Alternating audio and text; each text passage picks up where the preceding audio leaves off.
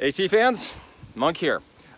This trail bite is going to be on bears and food storage, because they really go together, okay? Number one, bears, like snakes, are non-aggressive creatures, okay? Let me say that again. Bears, like snakes, are non-aggressive creatures. They don't want to hurt you. They are not violent animals. They want to mind their own business, but bears are becoming an increasing problem on the Appalachian Trail all throughout the trail. In some areas, you know, much worse than others. And I think really what's happened, obviously, the increased traffic on the trail, and we bring food to the woods. And a lot of times the bears are hibernating, and they cook the food, and it gets the bears hepped up. The bears don't want to hurt you, they just want to get the food. And so the bears are getting aggressive. There is aggressive bear activity, and you'll see it. If you hike the trail, you'll see signs, you know, aggressive bear activity, watch out. We're the problem, not the bears. You know, that's the problem. We are the problem. Okay, we're bringing the food, we're cooking the food. You know, it sends the scent to the air, and apparently it's some ridiculous thing like bears can smell from 20 miles. I don't know if that's true, but they can smell for a long way. I believe that's probably true. And so we're getting all the bears all spun up.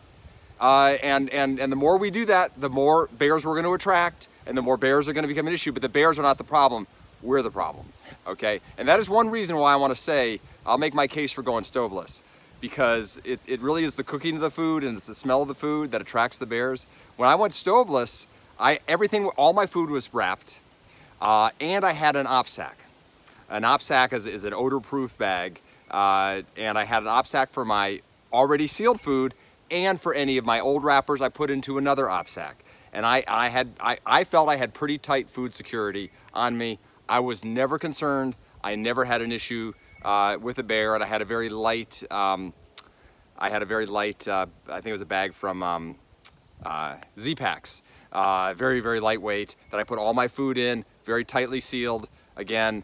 You know, officially, you definitely want to secure your food bag, you know, using the PCT style hang.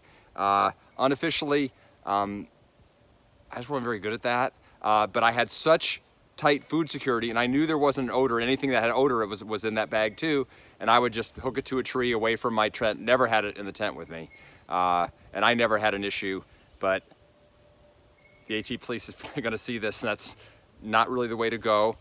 So probably have a little warrant out for me being written up right now. So this may be the last Monk trail bite. But you just got to be very, very, very smart about it, especially if you're preparing food. And you definitely want to hang your bear bags, and you know, and really do your part to stop attracting more bears to the trail. So be a good steward of the trail. Be a good steward of the nature. You know, sometimes they have to put the bears down, and it's not the bears' fault, because we're the ones getting them all hipped up. So those are my thoughts. That's the trail bite on bears and food storage. Monk out.